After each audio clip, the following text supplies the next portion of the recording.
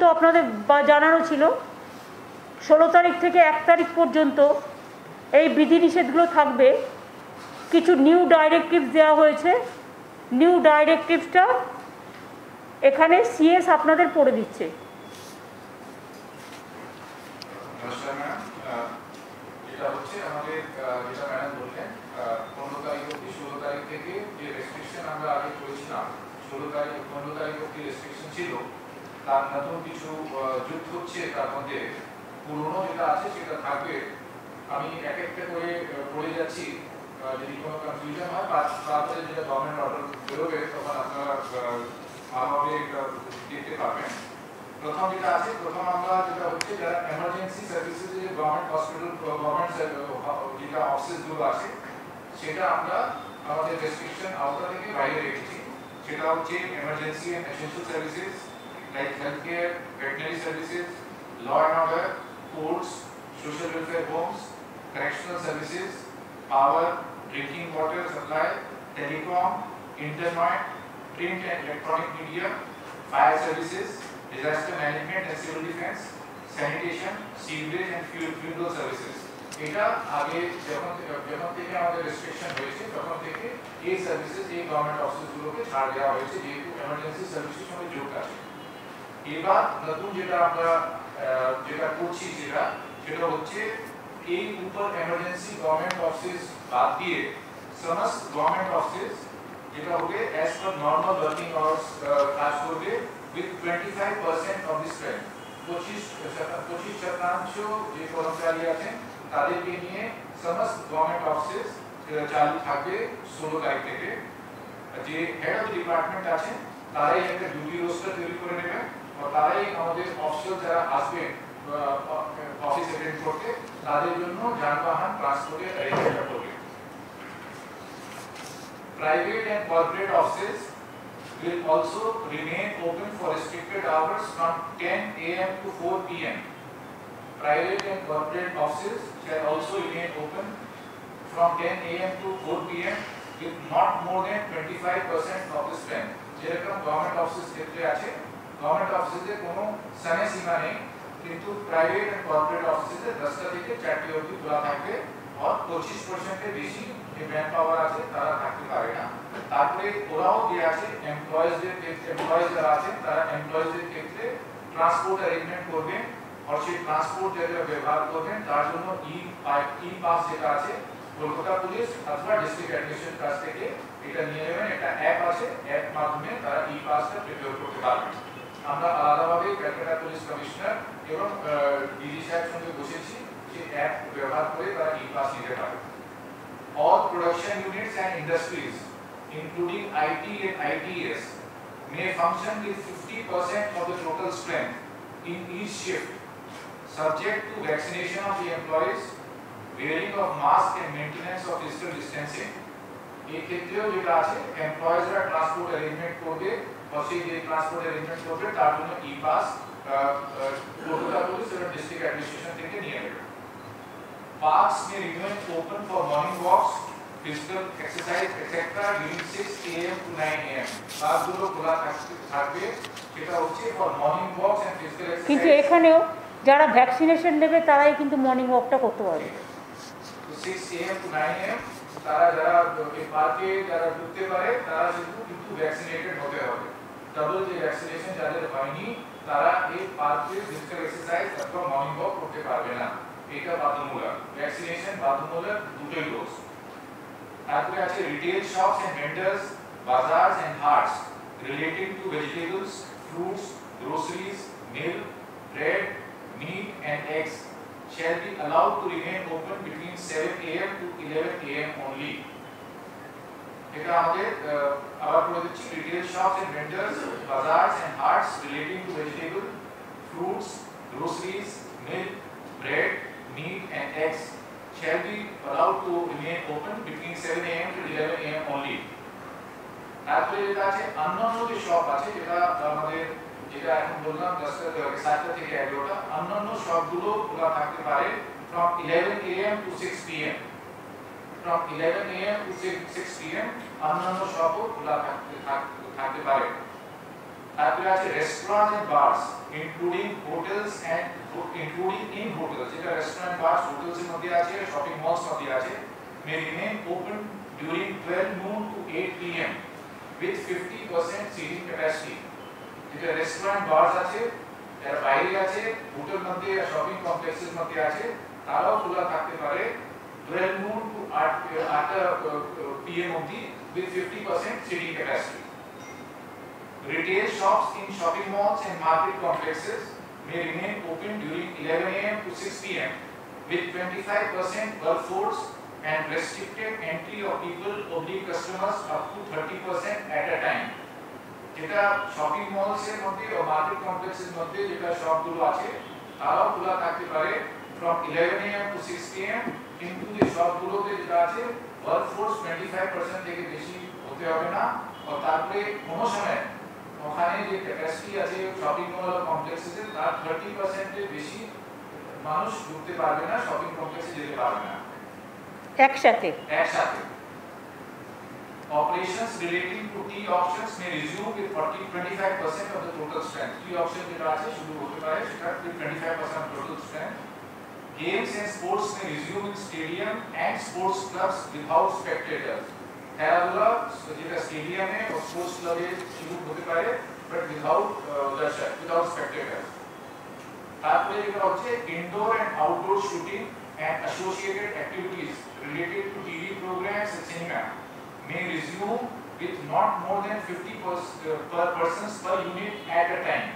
50 persons per unit at a time, subject to vaccination, wearing of masks, and maintenance of physical distancing and own transport arrangements, and also obtaining e-passes from Kolkata Police or District Administration.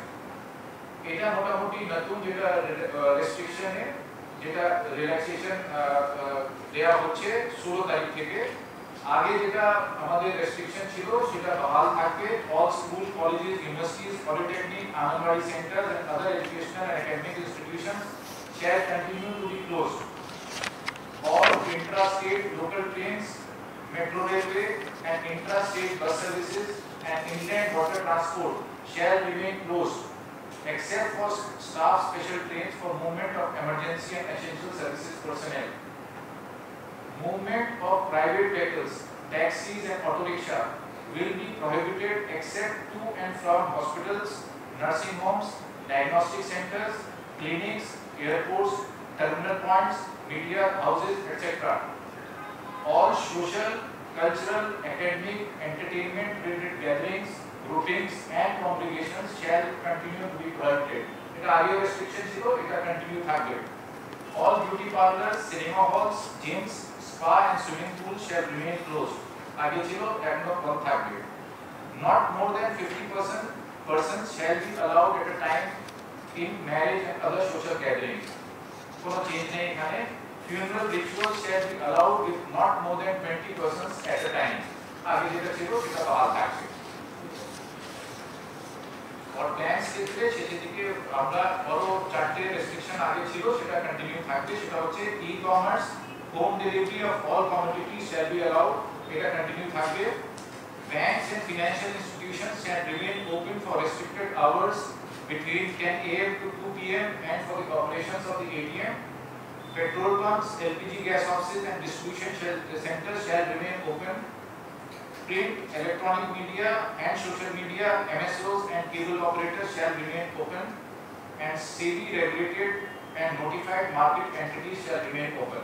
এর মধ্যে কোনো change হয়নি। আগে যে restriction order ছিল সেই রেস্ট্রিকশনে order থাকবে। আরো যেটা আছে all outdoor activities including movement of vehicles, move people and vehicles shall be prohibited between 9 pm to 5 am. Except for health services, law and order, essential commodities including agriculture. ওই রাত 9টা থেকে সকাল 5টা বলে দাও। রাত্রি 9টা থেকে সকাল 5টা অবধি কোনো যানবাহন মানুষের মুভমেন্ট কিন্তু প্রহিবিটেড থাকবে। শুধু এসেনশিয়াল যে সার্ভিসেস গুলো আছে সেটা কিন্তু যাতায়াত করতে পারবে, বাদ বাকি সবটাই সেগুলো ছাড়া সব বন্ধ থাকবে। সেটা বন্ধ থাকবে।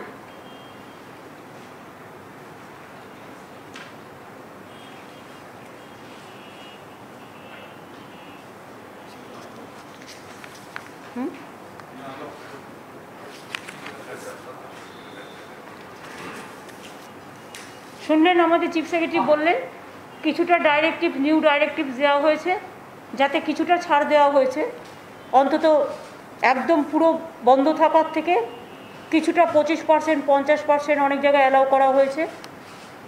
দোকানগুলোও খুলে রাখার জন্য অ্যালাউ করা হয়েছে, যাতে তার বিজনেসও পায়, তার খাবার দাবার বন্ধ না হয়। সুতরাং আর 9টা থেকে 5টা পর্যন্ত সব কিছুই বন্ধ থাকবে। আর অফিসগুলোর ক্ষেত্রেও বলে দিয়েছে, যে ইন্ডাস্ট্রির ক্ষেত্রেও বলে দিয়েছে, যারা ইন্ডাস্ট্রিতে 25% বা 50%, যেটা আইটি ইন্ডাস্ট্রি বা গভর্নমেন্ট ওয়ার্কফোর্স, তারা নিজেরাই নিজেদের ট্রান্সপোর্টেশন অ্যালাউ করবে এবং তাদের প্রত্যেককে ভ্যাকসিনেটেড করতে হবে, এই আর কি।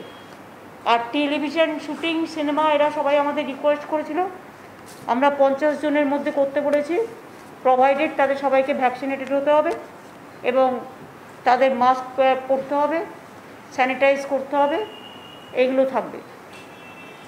বাদবাকি বাংলায় আমরা প্রায় 2 কোটি মানুষের মতো মানুষকে, সরকার এবং বেসরকারি মিলিয়ে আমরা প্রায় ভ্যাকসিন দিয়েছি এবং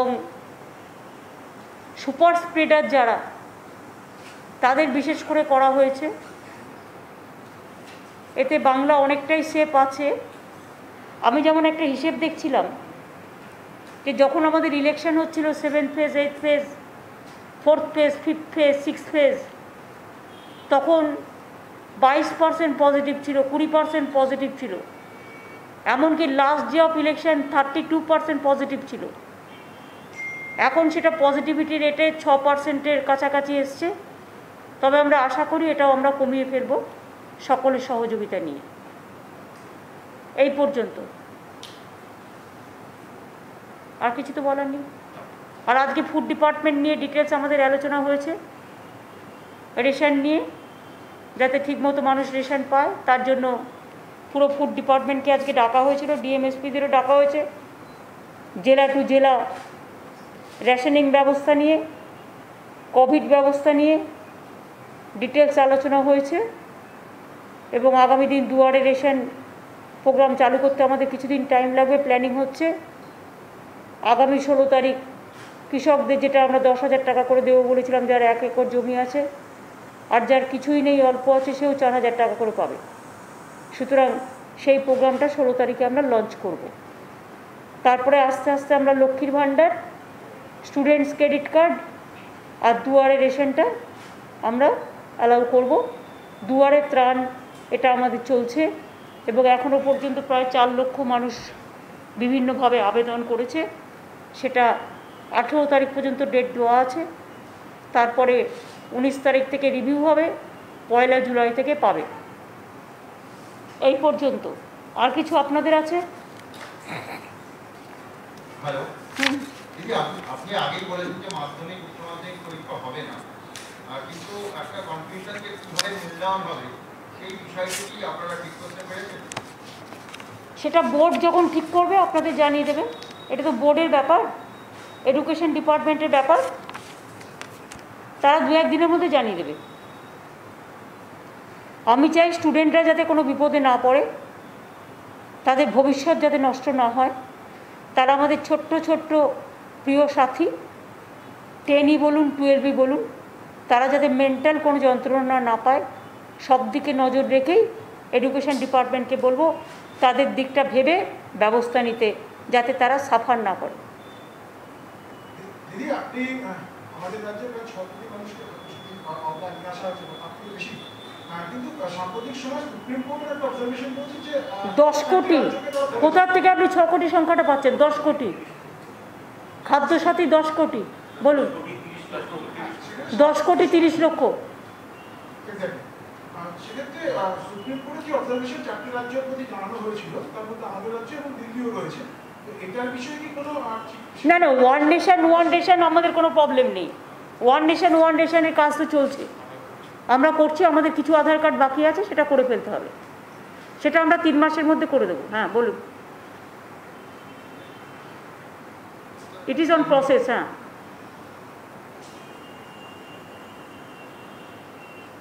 দিদি, উত্তরবঙ্গের বেশ কিছু বিজেপি নেতাদের তরফে একটা দাবি করা হচ্ছে কেন্দ্রের কাছে যে উত্তরবঙ্গকে আলাদা করে কেন্দ্রশাসিত অঞ্চল করা হবে, তারা এই দাবিটা করছে কেন্দ্রের কাছে। এ মনে হচ্ছে যেন মহারানী নিজেই রাজ্যে নিজেই আর কি নিজের ঘরের অলংকার বিতরণ করছেন, যেন দেশটাকে এইভাবে মনে করছে বিজেপি। এত সহজ? উত্তরবঙ্গ দক্ষিণবঙ্গে পার্থক্যটা কোথায়? আর একটা কথা বলি, পশ্চিমবঙ্গ ইজ পশ্চিমবঙ্গ, দক্ষিণবঙ্গ পশ্চিমবাংলার মধ্যে, উত্তরবঙ্গ পশ্চিমবাংলার মধ্যে কোনো রকম ডিভাইড অ্যান্ড রুল আমরা করতে দেবো না, এবং এগুলো রাজ্য সরকার অনুমতি ছাড়া করা যায় না। বিজেপি যদি মনে করে যে আমি জলপাইগুড়িটা বিক্রি করে দেবো, অত সস্তা নয়। বিজেপি যদি মনে করে আমি আলিপুরদুয়ারটা বিক্রি করে দেবো, অত সস্তা নয়। বিজেপি যদি মনে করে আমি কুচবিহারটা বিক্রি করে দেবো, অত সস্তা নয়। বিজেপি যদি মনে করে আমি দার্জিলিংটা বিক্রি করে দেবো, অত সস্তা নয়। নিজেরা দিল্লি সামলাতে পারে না, কেন্দ্রীয় শাসিত অঞ্চল মানে কি? কাশ্মীরের মতো মুখ বন্ধ করে রেখে দেওয়া, তাদের নজরবন্দি করে রেখে দেওয়া, তাদের মুখ বন্ধ করে রেখে দেওয়া, তাদের অধিকার কেড়ে নেওয়া, তাদের সম্পত্তির অধিকার, তাদের বাঁচার অধিকার, এবং বাংলাটাকে টুকরো টুকরো করে দিয়ে কার স্বার্থ সংশ্লিষ্ট করবে? কদিন আগে ইলেকশন হয়ে গেছে, এত বড় ধাক্কা খেয়েছে, এত বড় ধাক্কা খাওয়ার পরেও লজ্জা করে না? বাংলা ভাঙড়ের দিকে যারা তাকাবে না, বাংলার মানুষ তাদের উপযুক্ত জবাব দেবে। আর উত্তরবঙ্গ দক্ষিণবঙ্গ আমার দুটোই প্রিয়, বাংলার দুটোই কন্যা। উত্তরবঙ্গের জন্য আমাদের সরকার অনেক কাজ করেছে, এবং কোথাও কোথাও দক্ষিণবঙ্গের থেকেও উত্তরবঙ্গের কাজ বেশি হয়েছে। কি ছিল? কিছু ছিল না। আজকে সেখানে সেক্রেটারিয়েট হয়েছে, আজকে সেখানে আফ্রিকান সাফারি হয়েছে, বিশ্ববাংলা ক্রীড়া কেন্দ্র হয়েছে, আজ সেখানে পঞ্চানন বর্মা ইউনিভার্সিটি হয়েছে, আজ সেখানে জয়ী ব্রিজ হয়েছে, ভাওয়াই সেতু হয়েছে, আজ সেখানে আলিপুরদুয়ার কন্যা ডুয়ার্স কন্যা নতুন বিল্ডিং হয়েছে। কি হয়নি? গাজলডোবা থেকে শুরু করে, ভোরের আলো থেকে শুরু করে, তিস্তা শহর থেকে শুরু করে, কি হয়নি? সমস্তটা ঠেলে সাজানো হয়েছে। আর যারা কোনোদিন কিছু করলো না, শুধু মিথ্যে কথা বলে গেল, তারা চায় তার বিনিময়ে কেন্দ্রশাসিত অঞ্চল মানে দিল্লির পায়ে পড়ে দিল্লিকা লাড্ডু খাবে, নিজের জীবন, নিজের সমস্ত ভবিষ্যৎ বিক্রি করে দিয়ে। বাংলার মানুষকে পরাধীন করতে আমরা দেব না, উত্তরবঙ্গের মানুষকে পরাধীন করতে দেব না। তারা স্বাধীন, তারা স্বাধীনভাবেই থাকবে। বিজেপির এই দাবিকে আমরা ধিক্কার জানাই, এবং এটার মধ্যে নিশ্চয়ই ওদের কেন্দ্রের নেতারা আছে, তারা এত বড় সাহস ওদের হতে পারে না। আমি ওদের কেন্দ্রের নেতাদের বলি যে আগে দিল্লিটা সামলান, আগে দিল্লিটা কেন্দ্রটা সামলান। আজকে জিএসটির কর নিতে হচ্ছে, আজকে এমনকি কোভিডের যে সমস্ত ইনস্ট্রুমেন্ট, সেখান থেকেও জিএসটির ট্যাক্স নিচ্ছেন আপনারা। আর অমিত মিত্র বলতে গিয়েছিল বলে তার মাইকটাকে বন্ধ করে দিয়েছিলেন আপনারা। লজ্জা করে না? গণতন্ত্রে লোককে কথা বলতে দেন না। আজকে কি করে বেড়াচ্ছেন আপনারা? ইকোনমি শেষ হয়ে গেছে, ইন্ডাস্ট্রি শেষ হয়ে গেছে, এমপ্লয়মেন্ট শেষ হয়ে গেছে। আজকেও তো উত্তরপ্রদেশে এবিপি আনন্দের একজন সাংবাদিককে খুন করা হয়েছে নৃশংসভাবে। আমরা কন্ডেম করি এসব। বাংলা ভালো আছে বলে এত হিংসা কেন? বাংলা যা করতে পারে তা কেউ করতে পারে না। সাজিয়ে গুজিয়ে নাটক করে, কিছু ফলস ভিডিও করে, কিছু ফেক ভিডিও করে যারা বাংলাকে ডিফেম করে বেড়াচ্ছে, একদিন তাদের বুকে লিখে বেড়াতে হবে বিজেপি করি না, বিজেপি করি না, বিজেপি করি না।